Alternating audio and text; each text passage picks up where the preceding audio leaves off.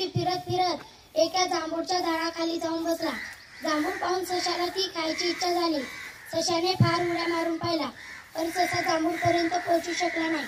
ससा म्हणाला, जांभूळ कशी खायची? तितक्यात त्याला एक युक्ती सुचली. सर्कल म्हणला, जो जोकर बांबूवर चढून सर्कल दाखवतो, आपण तसे केलं तर जांभूळ खाऊ शकतो. सशाने जवळच बांबूचे ढीग पाहिले. ससा धावत पडत जांभूळच्या ढिगाजवळ गेला. सशाने 2 लांब बांबू घेतले. सशाने बांबू उभे केले आणि ससा बांबूवर उंच चढाला. सशाने जांभूळ तोडली आणि खाल्ली. ससा जांभूळ खाऊन खूप खुश झाला. तात्पर्य: शक्तीपेक्षा युक्ती बरी.